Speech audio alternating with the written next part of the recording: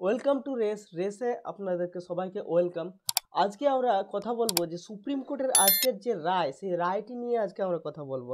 আজকে কি রায় ছিল না, আজকে যোগ্য শিক্ষক যারা ছিলেন তারা সুপ্রিম কোর্টে আবেদন করেছিলেন যে তাদের কিছুটা সময় দেওয়া হোক, কিংবা তারা যাদের একটা অংশ ফর্ম ফিল আপ করতে পারেননি বিভিন্ন কাজে, সেই ফর্ম ফিল আপের তাদেরকে সুযোগ দেওয়া হোক।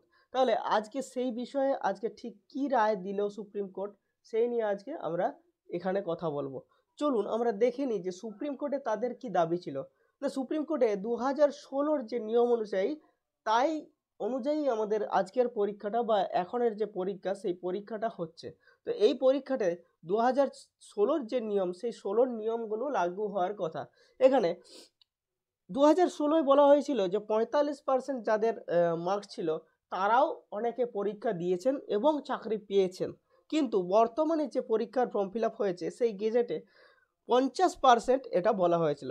2016-তে কিন্তু বলা হয়েছিল 45%, কিন্তু আজকে বলা হয়েছে বা এই গেজেটে যা বলা হয়েছে 50%। সেই ক্ষেত্রটায় তারা 45% যাতে তাদের যে মাস্টার শিক্ষক মহাশয়দের আছেন এবং যারা সেই ক্যান্ডিডেট, সেই সময়ের ক্যান্ডিডেট যারা 45%-এ সেই সময় করেছিলেন, তাদের দাবি ছিল যে যেমন 45%-এ যাদের আছে তারাও যেমন করতে পারে। তাছাড়া সেই সময় স্পেশাল বিএড যাদের ছিল, সেই স্পেশাল বিএডদের অ্যালাউ করা হয়েছিল। কিন্তু এই বছর বা এখন যেটা হয়েছে সেখানে কিন্তু এইরকম কোনো নিয়ম ছিল না। এক্ষেত্রে রায় কি হলো, সেই রায়টি আমরা দেখব যে কি রায় হলো।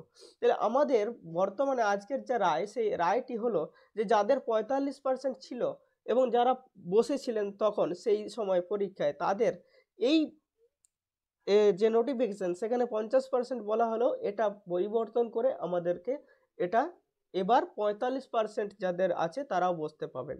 তাছাড়া যে স্পেশাল বিএড যারা আছে তারাও পরীক্ষায় বসার সুযোগ পাবে এইবারেরটাই। তাছাড়া ফর্ম ফিল আপ যাদের যে বড় একটা অংশ ফর্ম ফিল আপ করতে পারেনি, সে বড় অংশ তাদেরকে ফর্ম ফিল আপ করার জন্য 10 দিনের জন্য পোর্টালকে ওপেন করতে হবে। এসএসসির পোর্টাল আবার 10 দিনের জন্য পোর্টালকে ওপেন করতে হবে। এই ক্ষেত্রে আমাদের যারা আমরা চাকরি প্রার্থী আছি এবং যারা চাকরি প্রার্থী পরীক্ষা দেবেন, তাদের মনে একটা সংশয় জাগে যে তাহলে 10 দিন যদি পোর্টাল খোলা হয়, তাহলে পরীক্ষা কি হবে, পরীক্ষা কি পিছিয়ে যাবে, পেছলে কতটা পেছবে। এই সম্পর্কে সুপ্রিম কোর্ট যেটা বলে যে কমিশন যদি চাইলে এক্সাম ডেট এক্সটেন্ড করতে পারে। তার মানে কি, এক্সাম ডেট এক্সটেন্ড মানে পরীক্ষাটা পেছোতে পারি। সর্বোপরি যেটা দাঁড়ালো যে এখন এই যে প্রক্রিয়াটা চলছিল, পুরো প্রক্রিয়াটা এখন পোস্টপন করতে হবে, যে এখন এই প্রক্রিয়াটা পোস্টপন থাকবে। তাহলে সত্যি কি আমাদের পরীক্ষাটা হবে, কিংবা হলেও পরীক্ষাটা কখন হবে, এইটা হচ্ছে আমাদের বড় কোশ্চেন।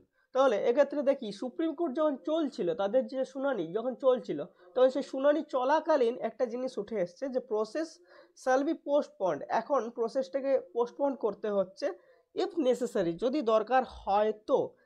কিন্তু এখানে বিচার কপিতে আছে further process of selection shall be postponed accordingly. যদি মনে হয় এসএসসির কমিশনের যদি মনে হয়, তাহলে তারা এই প্রসেসটাকে পোস্টপন্ড করতে পারে। এবার যে 10 দিনের ব্যাপারটা যেটা হচ্ছে, যেটা 10 দিন বলেছে যে পোর্টালকে খুলতে হবে, কারণ যারা পরীক্ষার জন্য ফর্ম ফিল আপ করতে পারেনি তারা যাতে ফর্ম ফিল আপটা করতে পারে এবং পরীক্ষায় বসার সুযোগটা পায়। এক্ষেত্রে আমার ব্যক্তিগত যে মতামত, সে ব্যক্তিগত মতামত কিংবা আমরা সবাই যদি একটা সাধারণ ভাবে ভেবে দেখি, তাহলে একটাই জিনিস আমরা ভাববো যে দেখুন, আজ হচ্ছে আমাদের 21 তারিখ, আজ থেকে আমাদের প্রায় 16 দিন আছে। এই 16 দিন থেকে যদি 10 দিন ওপেন হয়, তাহলে আমাদের বাকি থাকছে আর 6 দিনের মতো, ধরে নিন 5 দিনের মতো। তাহলে এই 5 দিনের মধ্যে এই যে 10 দিন ফর্ম ফিল আপ যারা করবেন, তাদের কি কিছু ভুল হবে না? আমাদের এতদিন যে ফর্ম ফিল আপ হলো, তার 2বার 3বার 4বার দেখলাম আমরা এডিট অপশন আসছে, তাহলে তাদের জন্য এডিট অপশন দিতে হবে। তাহলে এডিট অপশন দেওয়ার জন্য আরও কিছুটা দিন আমাদের বরাদ্দ করতে হবে। তাহলে তাদের অ্যাডমিট কার্ড কখন আসবে, তাদের যে সিট অ্যালটমেন্ট বা তাদের যে সেন্টার অ্যালটমেন্ট সেটা কখন হবে, আর পরীক্ষায় তারা এই সব জিনিসগুলো এসএসসি বা কমিশন ম্যানেজ কখন করবে। তাহলে যদি এসএসসি ম্যানেজ করতে পারে তাহলে আমাদের যা এখন ডেট আছে 7 তারিখ এবং 14 তারিখ এই দুটো ডেটে পরীক্ষা হবে। কিন্তু তারা যদি মনে করেন যে আমাদের এই ম্যানেজমেন্টে কিছু প্রবলেম হচ্ছে, তাহলে তারা এই যে পরীক্ষার ডেট, এই এক্সাম ডেটটা কিছুটা হলেও এক্সটেন্ড করতে পারে। এবার আমার যা মনে হয় এক্সটেন্ড যদি করে তাহলে কতটা করবে, তো এক্সটেন্ড কতটা করবে দেখুন।